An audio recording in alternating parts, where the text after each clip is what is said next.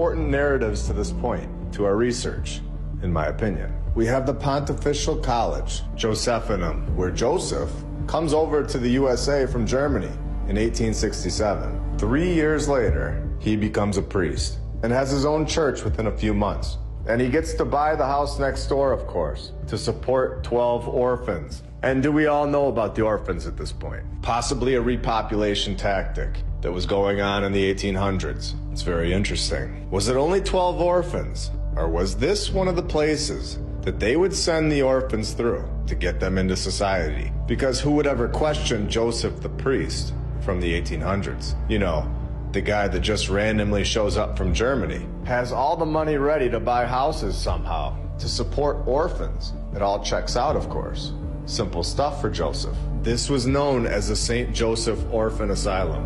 It grew so rapidly, for some weird and of course very random reason, that 5 years after it began, Joseph moved the operation closer to the railroad, which is how these individuals would be dispersed throughout the country. So this is a paragraph of admission. We are being told, down to the smallest detail, how this operation worked. It would go through churches. They would bring a manager type over from Europe, call them a priest, give them a house, give them the resources to run these operations, purchasing new buildings with ease to run the program. So not only do you have the World's Fairs that were a repopulation tactic, you had these orphan trains and orphan hubs where they would be dropped off and planted into society. The new facility that Joseph was just finding and saying was his. I want to make that clear, he wasn't building anything. He was given these buildings that were already there from the previous civilization. So the new building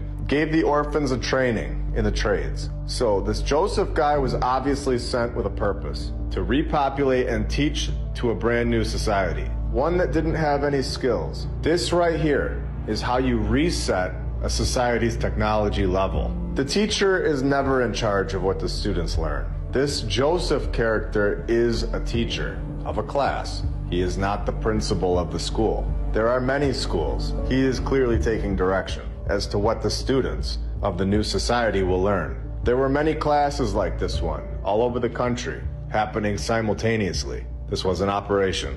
This went on for 12 years with zero backstory. Finds the Collegium Josephinum, this massive college, is just found and ready to roll. No clue where the money came from. No mention of how many men were needed to build this place. Just found it. And its first class of 23 men began. It's unbelievable. This is one of the most important stories to our research, in my opinion, because it shows exactly how the operation took place. It's actually laying it all out there and shows us exactly how they repopulated these regions in the USA. It shows us the operation with the orphans, the teaching programs. And this was our base for our technological knowledge. Whoever controlled this operation from the top has all of the technology from the previous civilization and is controlling what technology we get to have. And they've clearly been doing this for a very long time. And for anyone that's on the fence, we have the St. Vincent's Infant Asylum, located in Baltimore, where we have tunnels under the ground. This infant asylum was in use in the mid-1800s, during the same time period as German transferred Joseph. And what do you know? In the early 1900s, the operation was done, and they declined new orphans. 1941, they changed this to apartments. And in 2015, they light it up and try to destroy it with a fire, but they fail. So 3 years later, what do you think happens?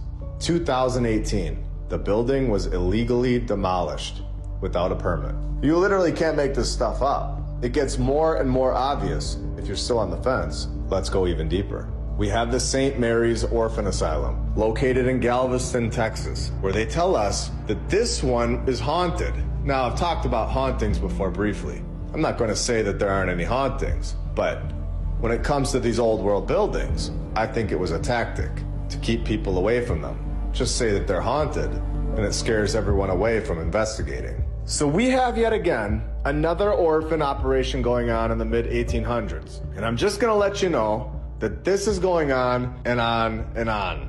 There were so many orphan operations going on in the mid-1800s because this was how they were repopulating these cities. So where were all these kids' parents? Is this where a lot of our families originated from? Is this why the family trees in the USA almost all end around the same time period? We are told hundreds of fire stories through the first 52 episodes. We know that that is the key, and the nod that it's a building that was constructed by the previous civilization. The St. Mary's Orphan Asylum.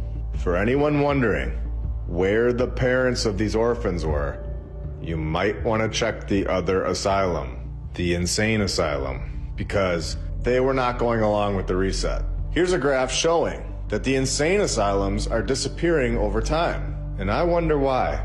Good thing they cared so much about us in 1955 and 1965, because surely that was the fix. Oh, it wasn't? And then a fire had devastated the St. Mary's Orphan Asylum in 1875. If anyone is still on the fence, there is room over here to get off the fence. And honestly, who would want to sit on top of a fence anyway? So we have Ohio, Baltimore, Texas. We have all these towns and cities being repopulated. Brand new people, brand new social structures, brand new mindsets, and resetting what people are taught. This all happened around 150 years ago. So this is all very new. This isn't thousands of years ago. Then we have another very interesting aspect of this in Germany during this same exact time period. And remember, we also have good old Joseph from earlier, also from Germany. So here we are given the Kinderbewahrenstall. And if I pronounce that wrong, I hope you all understand. This is where we are given kindergarten, another tactic to teach children the brand new social structures. What better way to trick people? Take them out of their family's home and tell them what to think, and then test them on it. Failing the test will then lower your self-esteem, putting a social pressure on children to agree with this new way of thought, or they will be called dumb and get an F. This is an operation. It's all connected, and it's designed to enslave the world's population. Year after year, we are all taught a false narrative.